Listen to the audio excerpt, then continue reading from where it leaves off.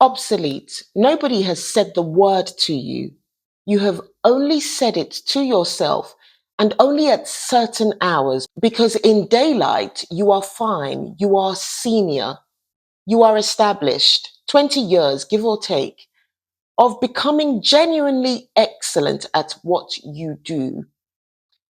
And then some Tuesday in some demo, you watched a tool produce in about 40 seconds something that sits uncomfortably close to your work. Not as good, you told yourself, and you were right, but it took you 20 years and it took the machine 40 seconds. And some quiet part of you has been doing arithmetic ever since. Here is what this video is for. By the end of it, you will understand why the question you have been asking at 2 in the morning, will this thing replace me, is the wrong question. Honestly arrived at. You will have the right one, and you will have a way of taking an inventory of your own 20 years that I suspect nobody has ever shown you, because it changes what most of those years were actually building, not the thing you think. Let me tell you why I get to talk to you about this. I have watched this exact film before from the inside 3 times. Corporate law, when software arrived for the document work that filled my nights as a junior, and in investment banking, where the models and spreadsheets were automated, wave after wave. And then children and family social work, the least automatable work I have ever known. 3 worlds, 3 points on the automation curve, one pattern, nobody named at the time. The output was automatable. Something underneath the output was not. And the people who suffered most in every wave were not the least skilled. They were the ones who had quietly come to believe that the output was them. Before the reframe, the honesty, because you are too senior for a comfort blanket. Some of what you are afraid of is real. Tasks are genuinely moving. Some of the work that fills your week today will not be done by a person in 5 years. If the entirety of your professional value is producing artifacts, the documents, the analyses, the things that can be pointed at, then the ground genuinely is moving under you. But that word if is carrying the whole sentence, because here is what 20 years actually deposited in you. Think about how your excellence became visible over 20 years. It became visible as artifacts, the contract that held, the analysis the board trusted, the design that shipped, the report that stood up in court. Every appraisal, every promotion, every fee note pointed at the artifacts, because artifacts are what can be pointed at. And so slowly, without a single conscious decision, the artifact became your proof of self. 20 years of that, and watching a machine produce the artifact feels like watching yourself be replicated. But the artifact was never the expertise. The artifact was the receipt. What the 20 years actually built was everything that happened before the artifact and around it. Knowing which question to ask when the client has brought you the wrong one. Knowing that an answer is wrong even when it looks right, especially when it looks right.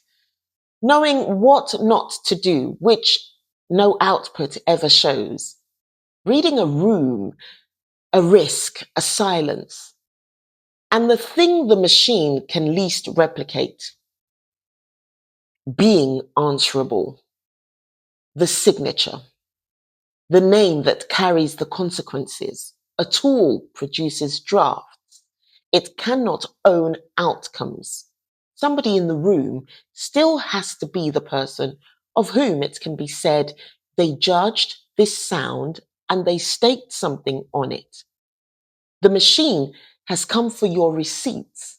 It has not come for the thing the receipts were evidence of.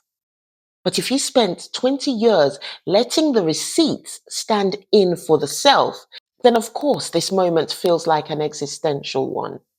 It is not the tool that is threatening you, it is the bookkeeping. You do not have to take my word for it because this has been tested in public on an entire profession. 2016, one of the most celebrated figures in AI said we should stop training radiologists because machines would read scans better within a few years. And the machines did get very good at scans, but a decade on, radiologists are not gone. They are in shortage, in demand, working with the tools daily because the scan was the receipt. The role was the judgment around it, the ambiguous case, the decision about what happens to a human being next, and the name that signs it. The output was automable, the accountability was not. Now, follow the economics one step past the headlines, because this is where the fear turns inside out. These tools make output cheap, infinite drafts, infinite answers at almost no cost. And when something becomes infinite, its value falls. So ask the only question that matters. What becomes scarce? Judgment. The eye that catches the confident wrong answer. The person who can be held answerable for choice. And here is the twist. The routine years that built your judgment are exactly what is being automated away for the people behind you. What you carry is about to get harder to make. You are not holding an obsolete asset. You are holding an appreciating one. Which brings us back to 2 in the morning and the question you have actually been asking. Because if the argument I have just made is right and the evidence says it is, then will the machine replace me was never really your question. Your question is the one hiding underneath it. If the machine can make what I make, then what am I? And notice what kind of question that is. It is not a technology question. No amount of reading about tools will answer it, which is why all the reading has not calmed you. It is an identity question. Over 20 years, you did not just acquire a profession, you became someone. And the becoming happened so gradually, so respectably, that the self and the output fused without your permission.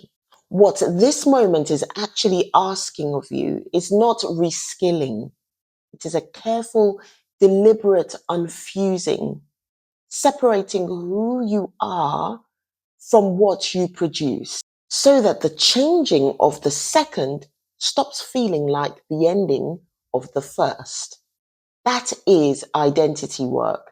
And almost nobody at your level is being offered any help with it because your organization is busy retraining you on the tools while the real transition goes entirely unaccompanied. If a colleague came to mind in the last 2 minutes, someone senior who has gone a little quiet about all this, send them this video. The people carrying this question rarely raise it first. And subscribe because this channel deals with exactly these unaccompanied transitions, the ones underneath the professional surface. So here is the first move, and it is concrete. This week, take one page and draw a line down it. On the left, list your artifacts, everything you produce that can be pointed at. Sent, filed. On the right, list the judgment, every moment in the last month when someone needed you and not your output. The call where they asked, "What do you think?" before deciding. The time you stopped something that looked correct. The meeting where your presence changed what people were willing to say. Very few of us have ever made the right hand list because nothing in 20 years of appraisals ever asked for it. Then for 1 week, simply count each day how many times was it your judgment being sought rather than your output. That count is your actual balance sheet. I have never seen anyone senior make it honestly and come away smaller. And before the close, do one version of it right now with me, slowly. Script it away in your mind. Hand the machine everything it can genuinely take: the drafts, the documents, the analyses, the polished output with your name in the footer. Give it all of that freely. Now look at what is still standing there: the 20 years of small deposits, the instinct that arrives before the reasons do, the people who call you specifically you when it actually matters, the name that can be signed under a judgment, and the nerve to sign it. The machine took the receipts, and everything the receipts were ever evidence of is still standing in the room. That is not what is left over. That was always the asset. You just kept the books in the wrong column. The culture around you will keep offering you tool training and telling you to stay adaptable. And none of it will touch the 2 a.m. question, because the question was never about the tools. For the actual transition, the identity one, I built a map. I call it the becoming map. A before self, the professional whose worth lived in the output. A liminal space, which is where the strange, unsettled season you are in actually sits. And knowing it is a mapped place changes how it feels to be in it. And an emerging self, the professional whose worth lives where it always really did, the judgment, and who can finally say so. You are not watching your relevance end. You are in the middle of a becoming, and it has a map. Tell me in the comments, and I read everyone, what is on your right hand list? One moment from the last month when someone needed your judgment and not your output. Name it. I suspect this comment section is about to become very good evidence for my argument. Subscribe if this met you where you actually are. This channel maps the transitions nobody accompanies you through, and the machine, for what it's worth, still cannot do that either.